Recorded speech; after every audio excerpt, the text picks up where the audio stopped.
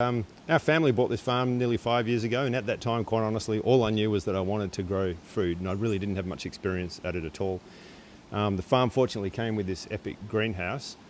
The greenhouse was great, but there was nothing really much inside it. It was a question of what I'd do with it. So the first year I was here, I dabbled with hydroponics, and it initially went quite well, and then things went bad, and I realised I didn't really know what I was doing. Fair enough. So I needed to educate myself, and that's when I thought a bit more about, well, do I really want to go hydroponics, or is there some other system that maybe would be better? So in our situation where there's 4 families on the farm, we're trying to feed ourselves, and then the surplus goes to the market to pay for the running cost of the farm. Then we wanted to be able to grow a wider diversity of crops, and I knew enough to know that hydroponics is pretty specific. Like, you wouldn't grow lettuce and tomatoes together, you know. So if you want the same system where you can grow a wide variety of stuff, then including having the protein of the fish, then aquaponics makes a lot of sense. Those fish dinners are hard to beat, aren't they? Yeah. And there was a question of educating myself, and I came across your course, and after, I'm so glad that I did it, because it really taught me everything that I needed to know in a practical sense.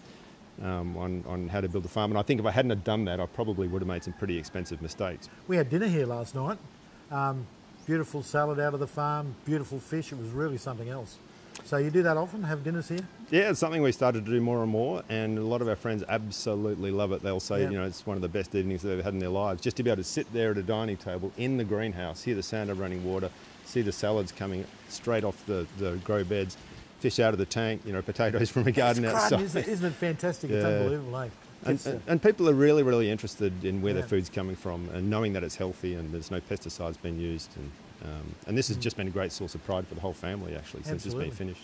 And John, in talking about the course itself, the 8-week aquaponics design course, how did you find it to complete? Was it difficult? Or was it easy? Did it take up, 10 hours a day or something? Or what kind of effort did you think you had to put into it?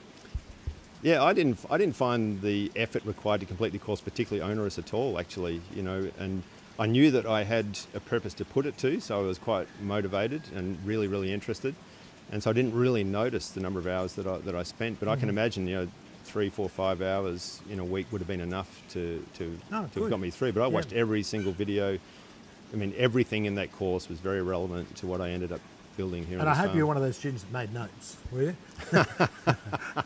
Yeah, I do remember you saying, now write this down. Right, notes, yeah, because, people don't make notes and then they can't come back later on and find out, what they need to know. But that's good, you see. You're a classically good student, obviously, because of what you've done and what you've produced and how it's worked out for you. Yeah, and I found myself coming back to the videos as well, like especially as I was building this. I'd just think, oh, gee, I can't remember exactly, what the design was for that grow bed, or what the flow rate should have been, or the fish stocking density, or the topping up with calcium and potassium and iron and that kind of thing. So being able to go back and re-look at those videos very useful. Was incredibly useful. It's just such a great resource.